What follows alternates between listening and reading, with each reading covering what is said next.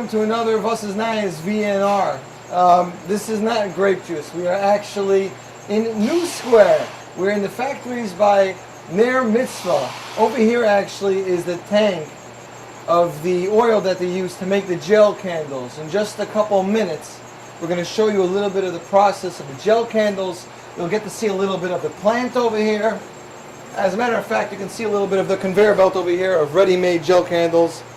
And we're going to show you how Ner Mitzvah, all the products that they make, how long they've been in existence, the many lines that they carry, be it for Shabbos Chanukah, Chanukah, Pesach, for koshering, and we hope that you'll enjoy this VNR exclusive. Here's a behind-the-scene look, the way we make the Chanukah lights, which is the gelled oil. This machine fills the glass oils. We fill more than 25,000 pieces of glass each day over here. After it's being filled, here's the tank of the oil, which heats up the oil. It makes a liquid and goes through these pipes. They go into this machine here. And this machine adjusts how much oil it should let out for each glass to fill up the right amount. Custom-made machine. A customized machine, fully customized to make it work for this particular item, for a gel Chanukah candle. Once it's done, it will continue to go on this conveyor. After about 5 to 10 minutes, as it reaches around the other way around, it will be a dried gel candle. Here's a gel. This was liquid just about 2-3 minutes ago, and it's now completely gelled. It looks like olive oil, but it's a completely gelled candle. Afterwards, it comes the next process. As it moves along, every once in a while, we will take out 1 or 2 candles and test them and light them to make sure that it works well, that it doesn't smoke, that it burns with the right size flame. Then it continues to move on. And the next step, the guys will end up packing it and adding the Chanukah candle, the matches, the card, putting the cover on it to close it, and then to put it into the carton. The tank up there, which is the olive oil, the liquid olive oil. We put in the olive oil, we add approximately 1% of a chemical, which is only 1% of the oil. That does the process to gel it and to make it into a gel Chanukah candle. Here's the process, the way we fill the olive oil. This is the way we get the olive oil in big drums. It comes from different countries, Portugal, Spain, Italy. Every year we buy from a different country, depending when we bought the particular oil, when we get the good quality oil that we're looking for. After testing, that's when we're going to buy it. And this is the way we get it. When we do get the oil, even though we tested the oil before we got it, we will test it again, pull out an actual sample from the shipment to test it again before we actually bottle it into the small bottles to make sure that it works well with all the type of wicks that we sell. 10 years ago, when we first did olive oil, and we started bottling olive oil, we got the most of the big drums as we saw before outside, but each individual bottle was put underneath a spout and filled by itself one by one. We would maybe do 400 to 500 of these bottles in a day. Now we're doing with an automated, fully automated machine. This is the way they go onto the track over here. It reaches underneath the 4 heads over here. It gets filled in approximately 1.5 to 2 seconds every 4 bottles. The next step, it gets capped over there as it moves along. Currently, we put out approximately 30,000 bottles a day. Comes out of this machine when it's in full run.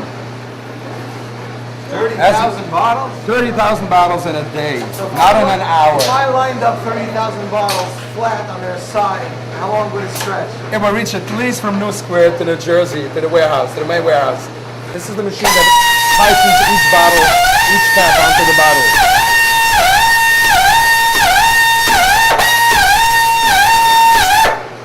The next step, the label will be applied to each bottle automatically. Of course, each bottle has a different type of label for the correct size bottle that it is and for the type of oil that it is. Once it comes out of this and it already has the label, it moves on, and manually they will put it into the boxes. The next step, of course, it will ship to the warehouse and from there to the stores, and the next step it will reach into the store, from the store to your home.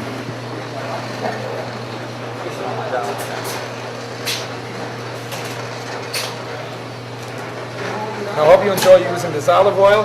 It is definitely the best olive oil that you can get. It will definitely not smoke if you use it with the right wick. It will not smoke, and it will give you a beautiful flame, and you're going to enjoy your Chanukah. All the oil glasses are made 100% by hand. in China. Here you can see how it works in the factory. It starts out with a regular glass that they make into a round piece with two edges. He will use a fire of some kind of torch that is right next to him. He will use a long tube that goes around his neck that will go into one end of the tube, and he will blow in as needed to widen the glass and to shape it. So he uses his hand and he uses his mouth to shape the glass. Here you can see how it's being made. The first process is making it into the shape that will eventually make it into two glasses out of this one piece here. Once he has that completed, he moves it on first to the next guy all the way to the left. That will do another small process before he moves on to this guy, which will end up making it into a final glass. As you can see, and here he's splitting it into two glasses. The next step is to do that. He takes that glass, he puts it into the fire. This fire becomes like a cutting knife. That's how strong the fire is, and he splits it into two. Each one he puts down here on the tile. As you can see, when he finishes doing that, is red. The second he puts it on there, almost immediately the redness goes away. It takes out the heat. Then he puts it down. The next step, he will take each of these glasses and shape the bottom foot of the glass. He makes sure that it's not too hot so he can touch it with his hand. He puts it into the fire now. Still waiting for it to cool off. Trying the next one. Here we go. Puts it into the fire again. And now he's going to shape the bottom of the glass, which is a split second to do it. He takes over that whole big thing. And here's a complete oil glass in a round shape. So now that we saw how some of the Ner Mitzvah products are made, we are in the Ner products, the Ner Mitzvah what do you call it, the showroom? Ner Mitzvah headquarters. Ner Mitzvah headquarters in undisclosed location somewhere in New Jersey. And well, let's see, the first product we saw that was made was this. This was the gel candles, I believe, right? This is not the gel candles. This is a liquid ready oil. Oh, these are liquid ready oil. The gel ones is a different one. We'll get to it soon. This is the liquid ready oil. The glasses get filled with liquid oil. The wick gets put in there, the wick and the wick holder, and then it gets covered with a rubber cap. Everything is made in China with this product.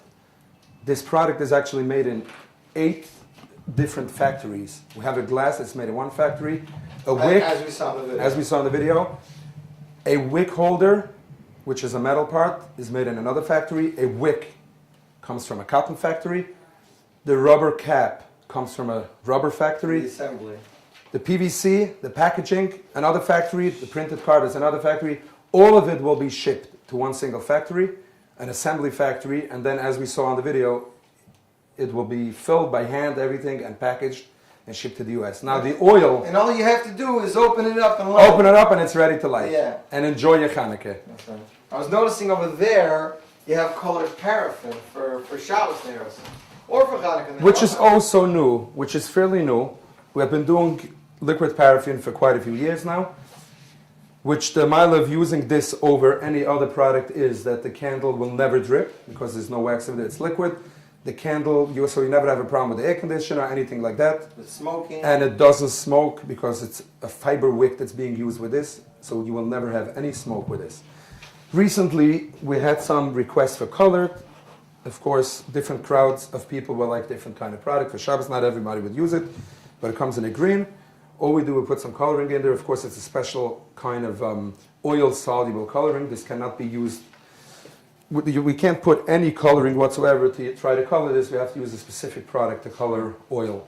Now, I would think paraffin's easier to color than wax. It is a lot easier. Or than regular oil, I would say. It is a lot easier as it's a 100% clear product. You put a drop of coloring. If you know what to put, the right coloring, of course, you will get, in a minute, you're going to get it colored.